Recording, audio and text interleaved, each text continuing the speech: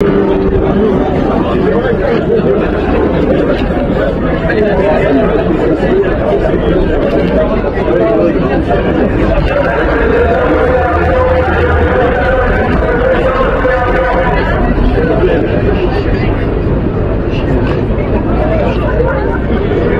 à tous. Vous allez vous mettre devant le camion. Merci d'être présents.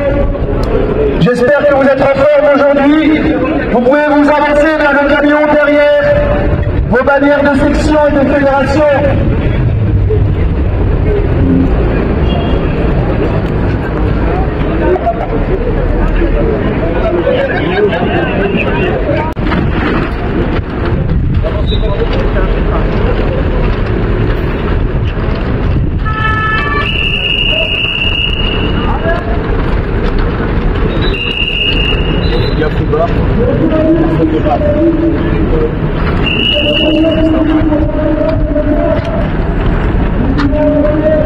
Et vous savez sûrement très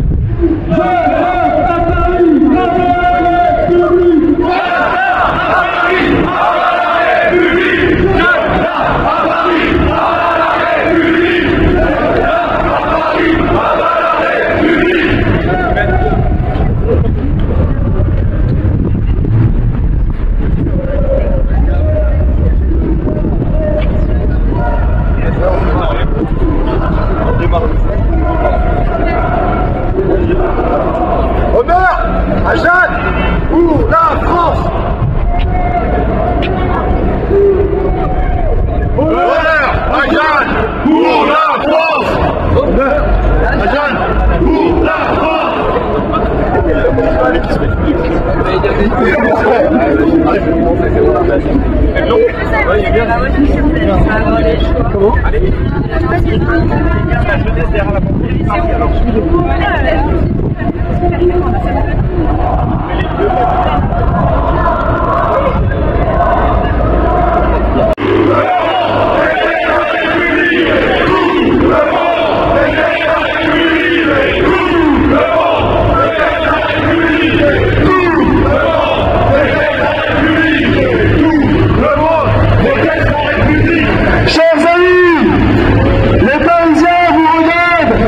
La France vous regarde aujourd'hui et les passants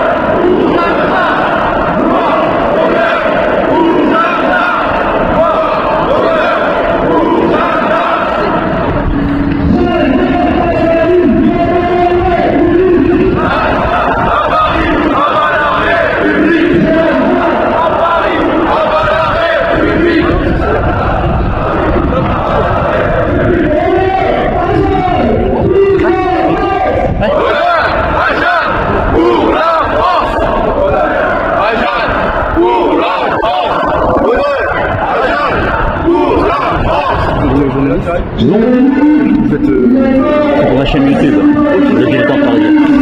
Le dilettante parisien. C'est tout à l'heure.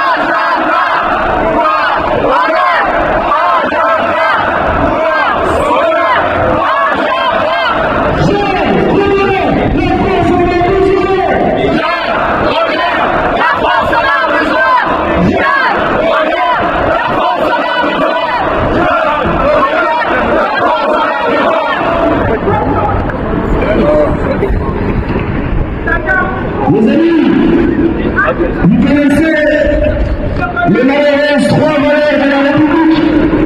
La liberté qui n'existe pas, l'égalité que personne ne connaît, et la fraternité toujours tournée vers les partis de l'étranger.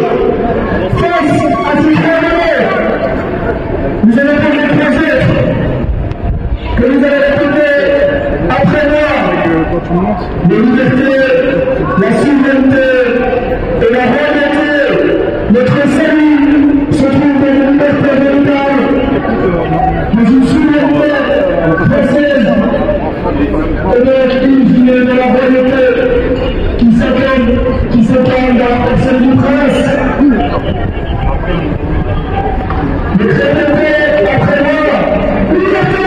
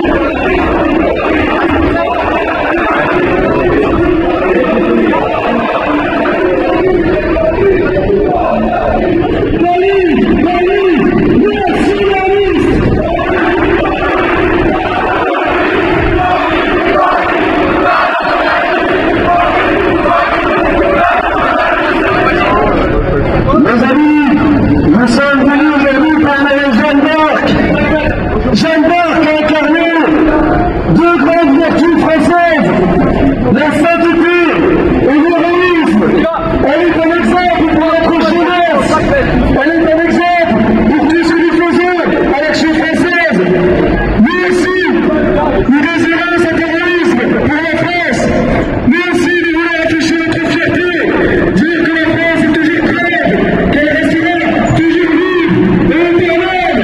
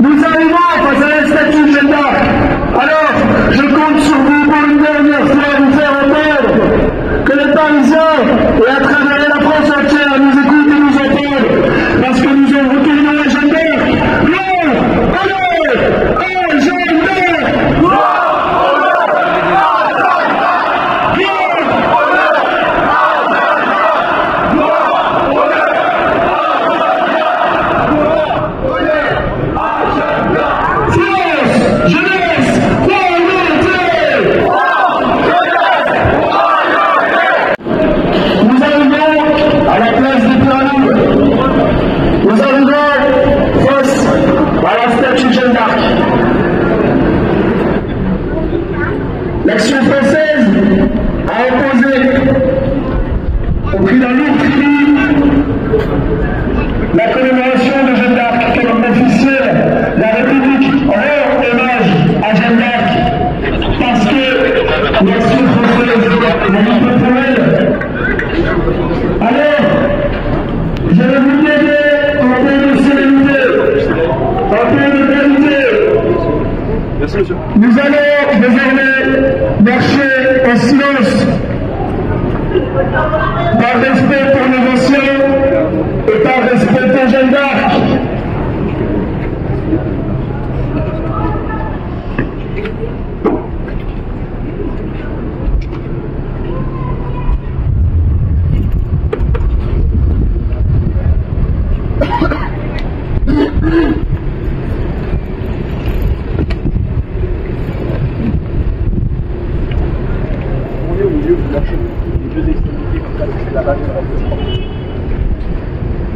Écarte-toi pour qu'elle soit tendue. Ta priorité, c'est que la vache soit tendue. Voilà. Voilà.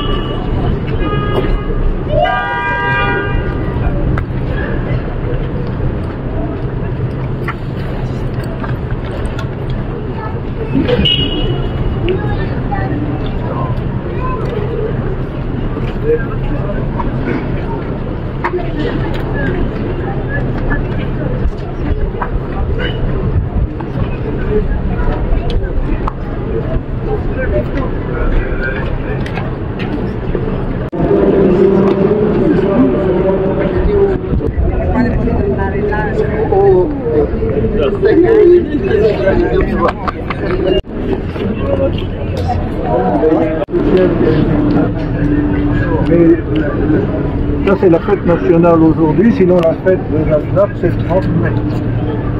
Et elle est dans mon bréviaire, parce qu'il y a le propre. Vous n'avez pas de paroisse spécifique? J'ai été au début. Patriotique ou religieuse, comme s'il n'y avait eu dans votre démarche que le simple amour de la patrie et l'amour de l'Église. Nous sommes fidèles au triptyque qui vous a mené à la victoire contre l'occupant anglais, en vous conformant aux prescriptions des lois divines. Ce triptyque est le suivant.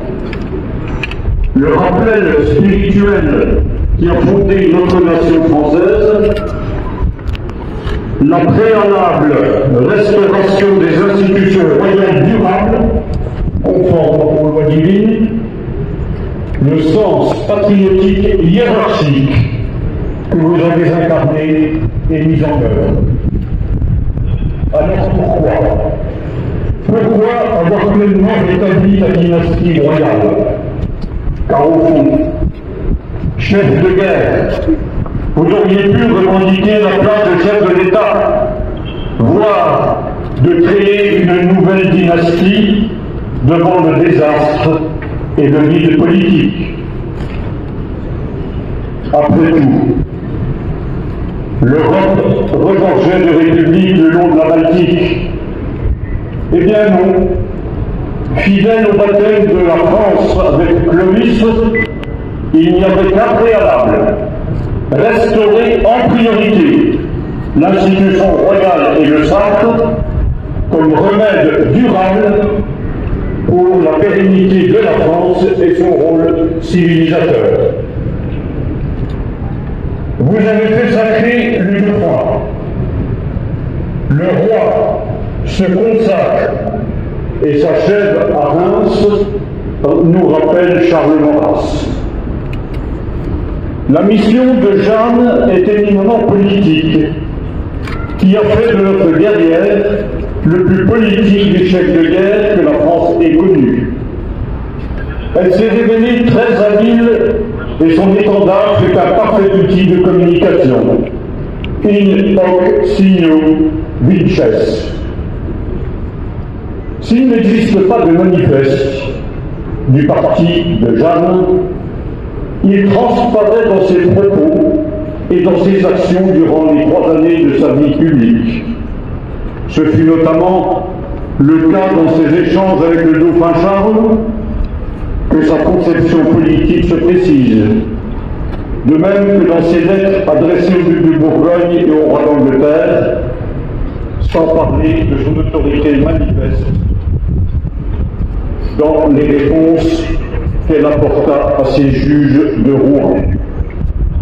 C'est en se pliant à l'ordre naturel que Jeanne a rempli les volontés surnaturelles. C'est en agissant en cohérence avec sa vocation chrétienne que la politique de Jeanne prend tout son sens et magnifie le pacte de Reims le 17 juillet 1429. La politique patriotique, nous rappelle encore Charles Maurras, passait par le moyen ordinaire, par le moyen de l'ordre, et en France, ce moyen de l'ordre est le roi. Rétablir l'ordre au sommet était et demeure la condition de l'ordre dans tous les domaines. Tout semblait perdu lorsque surgit la petite Lorraine. Jeanne, il y a de nouveau grande pitié en terre de France.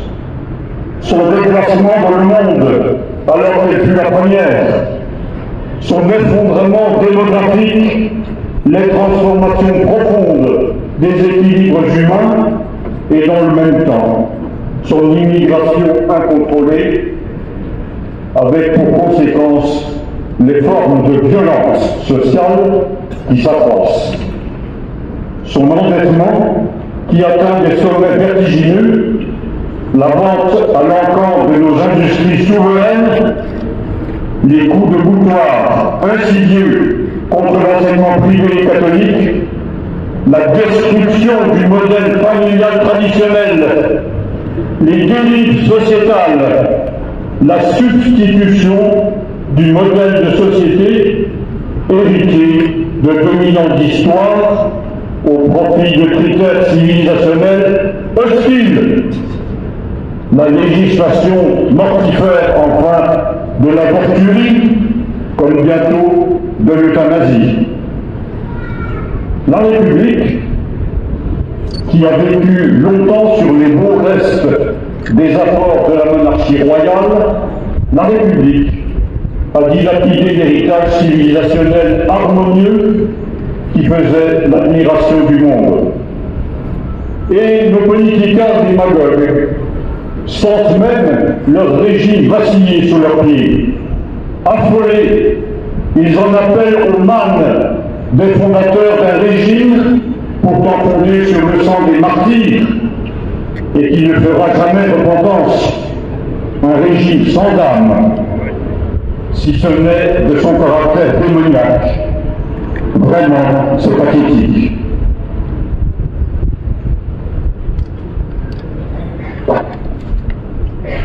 Et ce n'est pas en espérant à chaque élection la bonne République que les choses vont s'arranger.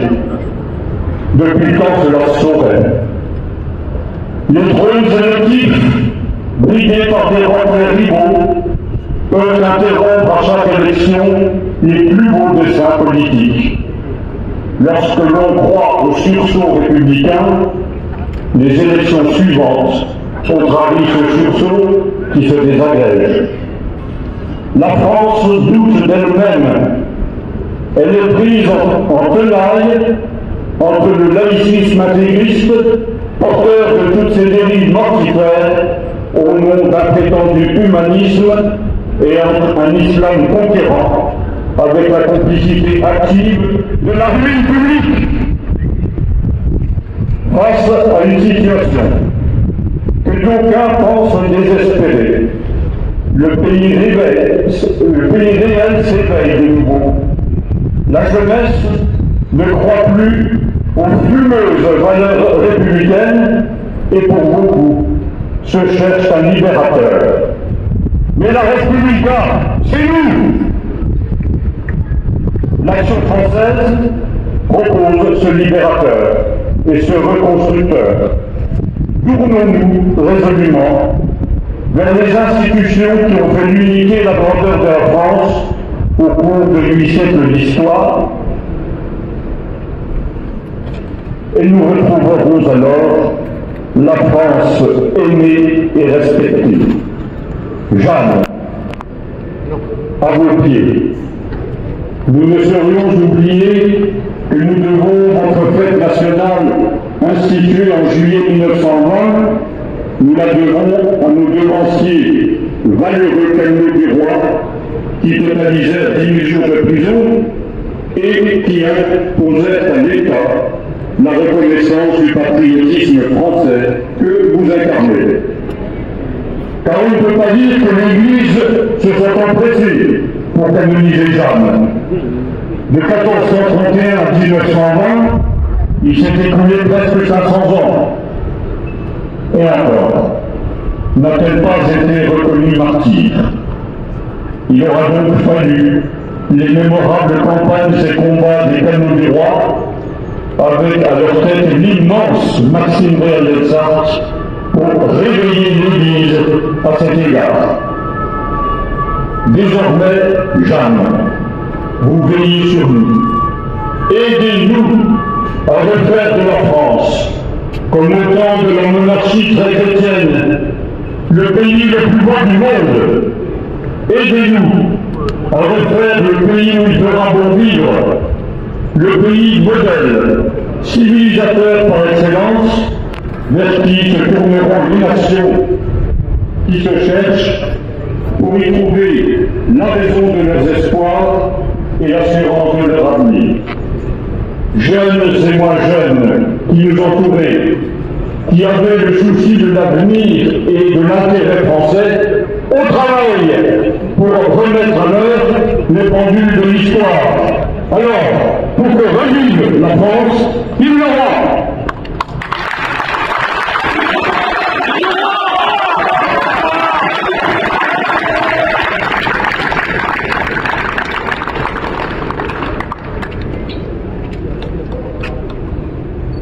Nous allons à présent procéder en silence à la remise de la gemme et de la statue de Jeanne d'Arc.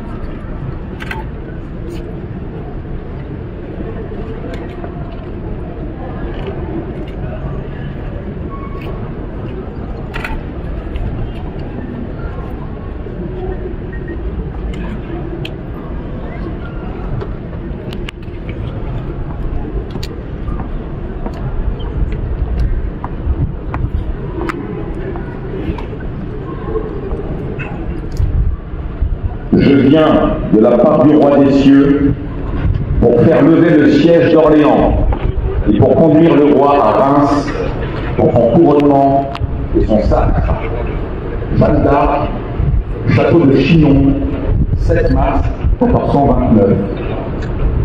Chers amis, chers camelots, rendre hommage à Jeanne, c'est avant tout honorer la volonté, les libertés, la souveraineté et la royauté. En résumé, la lucidité politique, comme nous l'a rappelé le prince Jean d'Orléans, comte de Paris, chef de la famille de France. Rendre hommage à Jeanne, c'est également saluer la marraine céleste des camelots du roi. Notre plaque des camelots du roi est une succession de symboles forts. La colombe, symbole de paix, nous rappelle les raisons profondes pour lesquelles nous combattons. Dans la tradition chrétienne, c'est aussi la colombe descendue du ciel, tenant dans son bec une ampoule pleine d'huile sainte dont Clovis reçut l'onction. Cette colombe, c'est surtout l'un des symboles attribués à Jeanne d'Arc. Jeanne d'Arc eut un emblème. Et cet emblème était une colombe tenant dans son bec sa devise « que par le roi du ciel ». Sur la plaque des camelots du roi, cette colombe tient dans son bec une demi-couronne de laurier symbolisant l'honneur et une demi-couronne d'épines symbolisant le sacrifice, rappelant celui du Christ avec sa couronne d'épines sur la croix. En dessous, la fleur de lys nous rappelant que nous sommes soldats du roi au service du royaume de France avant tout. Deux épées s'entrecroisent derrière sur fond de blason bouclier, nous rappelant l'éthique chevaleresque comme pratique constante de notre combat. Camelot oblige. Ici, point d'orgueil ni d'arrogance. Un camelot du roi n'est jamais à la retraite. Quelles que soient les vicissitudes de la vie, lorsqu'un militant royaliste décide d'être un soldat du roi, il se doit de le faire par fidélité. À l'Action française, il existe une hiérarchie des distinctions ainsi que des obligations inhérentes à chacune d'entre elles. Cette année encore, les remises de plaques se dérouleront sous la bienveillante protection de Jeanne et porteront le nom de la promotion Ernest Berger, en hommage à ce militant royaliste assassiné il y a un siècle, le 25 mai 1925. Issu d'une famille de camelots lyonnais, le nom de son père Joseph, tombé en 1916 dans la Somme en tant qu'officier de chasseur à pied, figure sur la stèle commémorative des morts de la Première Guerre mondiale que les militants lyonnais honorent chaque année. Ernest Berger, trésorier de la Ligue d'Action française, fut l'adjoint de Marius Plateau. C'est lui qui reçut le 22 janvier 1923 le secrétaire général des Canaux du Roi agonisant dans ses bras après son assassinat perpétré par l'anarchiste Germaine Berton. 2 ans plus tard, en 1925, Ernest Berger fut à son tour assassiné dans la station de métro Saint-Lazare, d'une balle dans la nuque par Maria Bonnefoy, prétendument en raison de sa ressemblance avec Charles Maurras. Il repose au cimetière de Vaugirard, où sa tombe est ornée d'un buste en bronze réalisé par Maxime Grad-Delsart. La première décoration nationale est la plaque bleue, celle des vendeurs volontaires. Cette plaque est délivrée aux militants méritants. Un vendeur volontaire doit répondre présent à toutes les convocations locales et nationales, être à jour des cotisations, avoir participé au moins à un CRDS et bien évidemment, comme son nom l'indique, vendre le journal dans la grande tradition des tableaux du roi. Pour les vendeurs volontaires de la promotion Ernest Berger, j'appelle Lino de Strasbourg,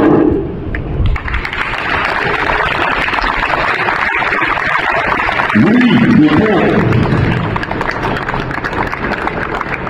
Carole de Lyon, Albéric de Lyon, Nathan de Rouen, Anselme de Vendée, Faustine de Vendée,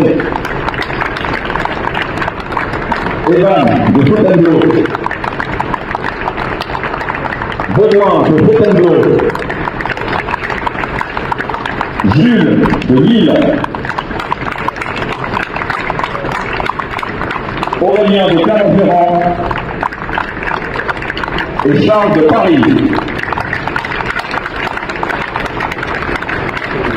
Je demande à la présidente de fédération de remettre les plaques.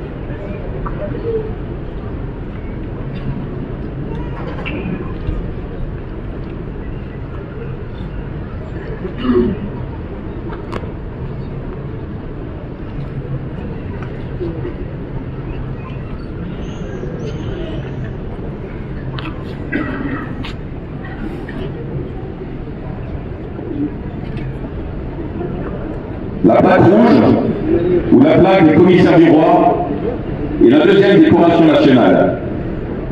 Le commissaire du roi doit connaître nos grands penseurs, la doctrine, et être un propagandiste reconnu de l'institution royale. En plus de répondre présent à toutes les convocations nationales, le commissaire du roi, par son sens du devoir, a milité au moins 5 ans à l'Action française, devenant ainsi un véritable royaliste politique. Pour les commissaires du roi de la promotion Ernest Berger, j'appelle Anthony de Limoges, Clément, responsable du pôle jeune, et Robin Darras.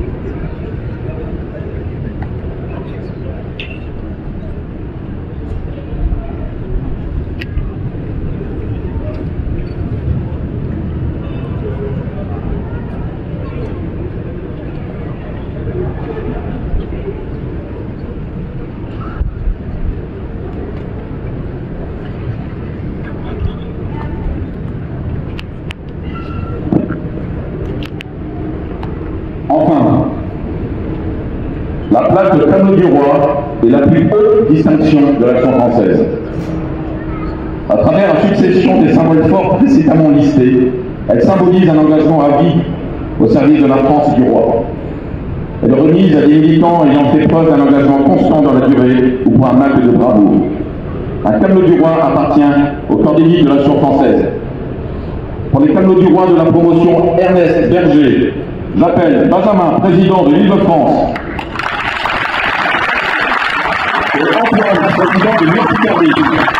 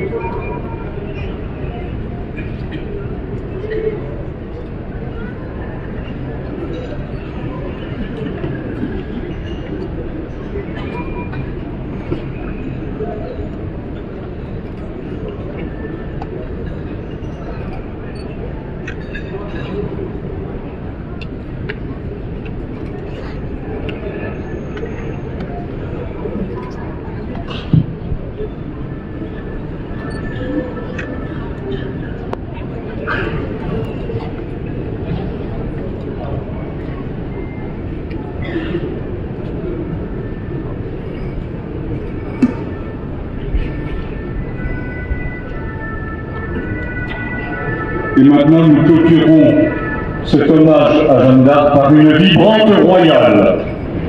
Français, parlons avec courage, les jours de sol qu'on rassemblait nos rois, nous recevons dans l'héritage, le temps moins riche et on retrouve.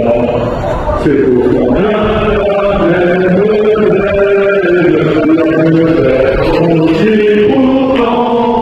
qui ont appuyé le domaine, il faut savoir qu'il est grand temps. Si tu veux ta délivrance, on se lève et marche droit. Les rois ont fait France, est-ce que les descendra? Si tu veux ta délivrance, on se lève. Français, nous voulons une France, mais à la France il faut un roi. Français, nous voulons une France, mais à la France il faut un roi. Vous connaissez la France? Vive le roi! Action! Français! Action! Français! Action! Français!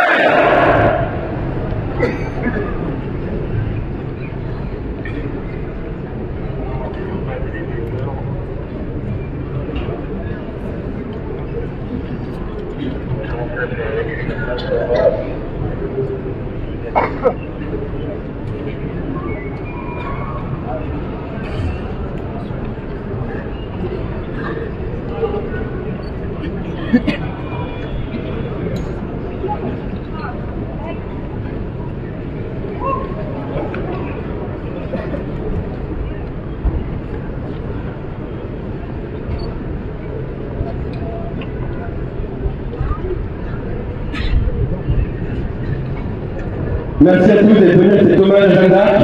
Cet hommage est maintenant terminé. Donc je vais demander de maintenant vous disperser dans le calme et l'ordre comme d'habitude. Et puis bon dimanche à tous et vive Sainte Jeanne d'Arc.